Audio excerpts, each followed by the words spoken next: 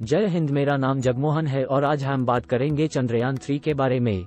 चंद्रयान 3 चांद पर खोजबीन करने के लिए भारतीय अंतरिक्ष अनुसंधान संगठन इसरो द्वारा तैयार किया गया तीसरा चंद्र मिशन है।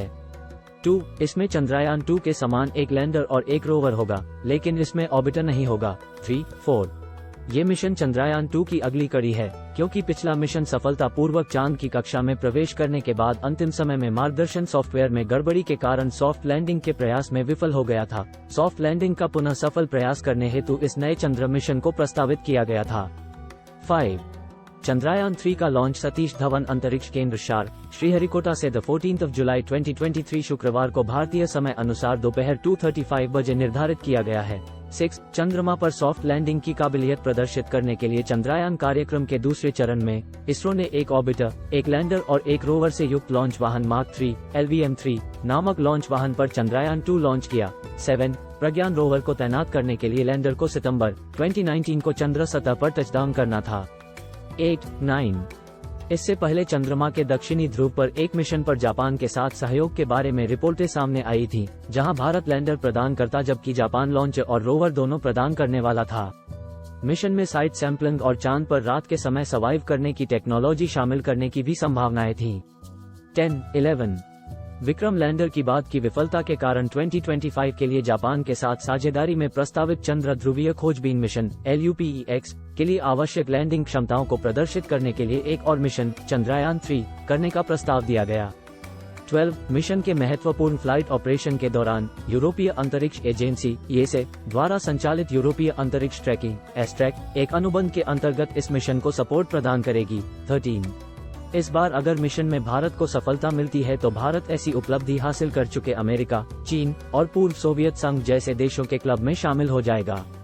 भारतीय अंतरिक्ष अनुसंधान संगठन इसरो का तीसरा मून मिशन चंद्रयान 3 श्रीहरिकोटा से लॉन्च हो चुका है। 14 जुलाई 2023 शुक्रवार को आंध्र प्रदेश के श्रीहरिकोटा स्थित सतीश धवन अंतरिक्ष केंद्र से दोपहर 2:35 पर चंद्रयान 3 को लॉन्च किया गया।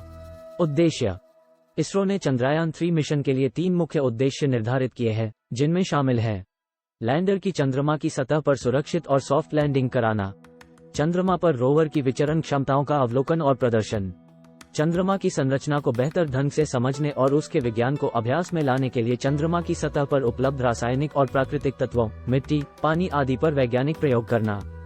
बनावट संपादित करें। चंद्रयान 3 एकीकृत मॉड्यूल का दृश्य।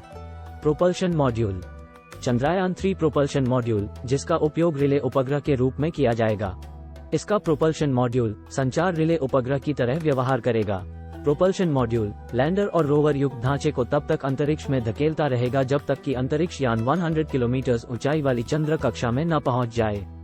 प्रोपल्शन मॉड्यूल लैंडर के अलावा चंद्र कक्षा से पृथ्वी के वर्णक्रमीय, स्पेक्ट्रल और पोलरिमेट्रिक माप का अध्ययन करने के लिए shape स्पेक्ट्रोपोलरिमेट्री of habitable planet earth नामक एक पेलोड भी ले जा रहा है। 4, 3 लैंडर। चंद्रयान 3 का लैंडर चंद्रयान 2 के विक्रम के विपरीत, जिसमें 5 800 न्यूटन इंजन थे और 5वां एक निश्चित थ्रस्ट के साथ केंद्रीय रूप से लगाया गया था। चंद्रयान 3 के लैंडर में केवल 4 थ्रॉटल सक्षम इंजन होंगे। 16 इसके अतिरिक्त Chandrayaan 3 lander laser Doppler velocimeter LDV से लैस होगा। 17 चंद्रयान 2 की तुलना में इम्पैक्ट लेग्स को मजबूत बनाया गया है और उपकरण की खराबी का सामना करने के लिए एक से अधिक उपाय किए गए हैं। 18 लैंडर पर तापीय चालकता और तापमान को मापने के लिए Chandra surface thermophysical experiment ChaSTE landing site के आसपास भूकंपीयता को मापने के लिए instrument for lunar seismic activity ILSA व प्लाज्मा घनत्व और इसकी विविधताओं का अनुमान लगाने के लिए लैंगम्यूर प्रोब LP नामक भारतीय पेलोड शामिल है। इसके अतिरिक्त नासा से एक निष्क्रिय लेजर रिट्रोरिफ्लेक्टर एरे को चंद्र लेजर रेंजिंग अध्ययनों के लिए इसमें समायोजित किया गया है। 19 रोवर। चंद्रयान 3 का rover. Pragyan rover landing site के आसपास तत्व संरचना का पता लगाने के लिए alpha particle x-ray spectrometer APXS और लेजर प्रेरित ब्रेकडाउन स्पेक्ट्रोस्कोप LIBS नामक पेलोड से युक्त है।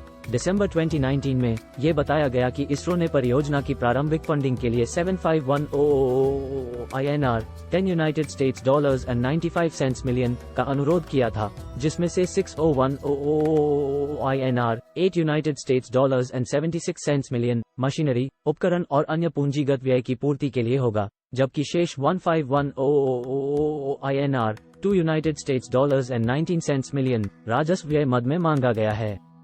20 परियोजना के अस्तित्व की पुष्टि करते हुए इसरो के पूर्व अध्यक्ष के सिवन ने कहा कि लागत लगभग 6151 INR 89 United States dollars and 79 cents million होगी।